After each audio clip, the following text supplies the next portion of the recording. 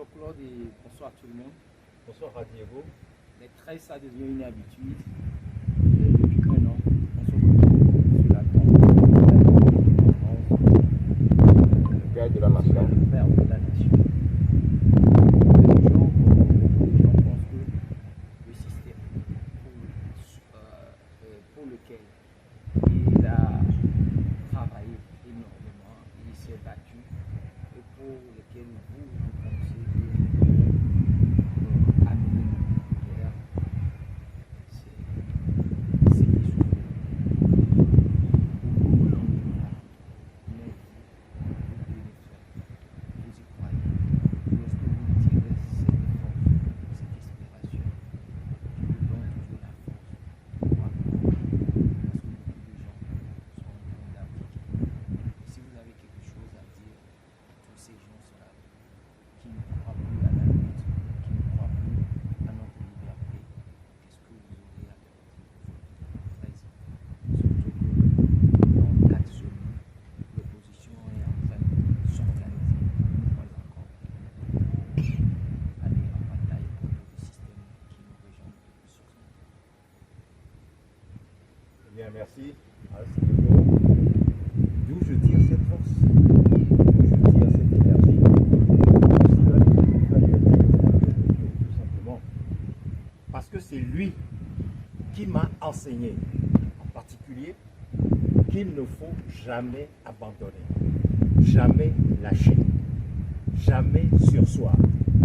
Et que ce qui doit être fait dans le combat pour la libération d'un peuple, on ne doit pas l'abdiquer. Et on doit tenir haut le flambeau de la lutte jusqu'à ce qu'elle soit remportée, jusqu'à ce que cette lutte soit gagnée. C'est de lui que je tire cette énergie. Et tu disais tout à l'heure que ça fait 1 an que nous sommes là. Non, ça fait plus d'1 an. Ça fait exactement 1 an, 4 mois que nous sommes ici. Puisque la première fois que nous avons commencé ce cycle de commémoration sur la tombe du père de l'indépendance et de la nation togolaise, c'est le 13 janvier 2025 où nous sommes venus lui demander de prendre le devant de la lutte du peuple togolais pour libérer le Togo et pour que nous puissions,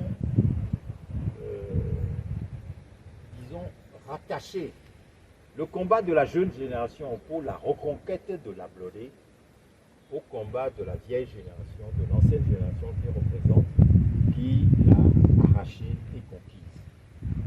Et je crois qu'il nous a entendu, puisque dans ce long parcours d'1 an, 4 mois, nous avons vu beaucoup de choses. Et comme tu l'as dit tout à l'heure, le 27 avril prochain, 2026, nous allons commémorer le 66e anniversaire de la proclamation de l'indépendance nationale du Togo par lui, par cette fameuse proclamation que tous les Togolais ont en mémoire. Et donc, en ce mois d'avril, exactement 14 jours avant cet événement, nous avons tenu à revenir ici, sur sa tombe, ce 13 avril, pour lui dire que la date approche, que la date du 66e anniversaire approche, et qu'il est temps que le nouvel Ablodé dont le peuple togolais rêve, que le peuple togolais attend depuis des lustres, que quelque chose de mystérieux puisse se passer dans ce pays pour que nous puissions effectivement l'avoir. Nous lui faisons confiance et donc nous sommes allés. Nous attendons qu'il agisse avec tous ceux qui ont versé leur sang sur la terre de nos aïeux pour la conquête de l'indépendance. Avec ceux qui ont versé leur sang sur la terre de nos aïeux sous la dictature féroce du clan des Nyasimbe, Étienne Nyasimbe et Yadema, et de son fils fort et Sosima Nyasimbe, lequel Étienne Nyasimbe et Yadema l'a envoyé dans l'au-delà en le rafalant de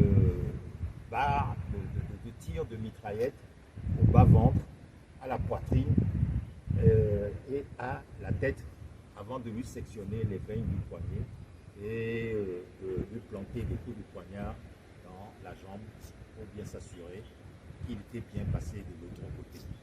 Cela, nous espérons, bientôt va tomber dans le monde. Et c'est ce que nous espérons fermement. Et comme nous nous y sommes engagés, nous voulons faire en sorte que, après que les pages sombres de la domination du clan des Gnassingbé sur le Togo soient tournées, que nous puissions organiser, comme nous le lui avons promis, le retour de sa dépouille, celle de son épouse, Dina, au Togo, pour lui rendre les hommages et lui organiser les funérailles dues à son rang en tant que libérateur du peuple togolais qui a pris le pouvoir pour la poursuite de son indépendance. Et demain, 14 avril, est un jour funeste pour le Togo, puisque 14 avril 1967, c'est le jour où son assassin, Étienne Gnassingbé Eyadema, a opéré un deuxième coup d'État dans le coup d'État du 13 janvier 1967 pour prendre le pouvoir, un pouvoir que le clan des Gnassingbé n'a jamais lâché jusqu'aujourd'hui. Et comme par hasard, c'est ce 14 avril également que son fils, Faure Sozenia Gnassingbé, aura choisi pour asseoir son parti, dont, paraît-il, ils vont célébrer le 14e anniversaire. 14 avril, 14 ans, demain, 14 avril 2026. Quelle ignominie! Et donc, nous espérons que tout cela trouvera une fin. Cette année 2026, c'est notre vœu le plus cher. Et c'est ce que nous sommes venus encore aujourd'hui dire à notre Père, au Père de l'indépendance et de la nation togolaise, Sylvani Soumikio, et nous sommes à l'attente que cela se réalise. Je vous remercie. Sur la pétition, dit-on qu'elle est pédagogique. Et je pense que pour ceux qui ont l'habitude de faire des choses, c'est pour l'histoire.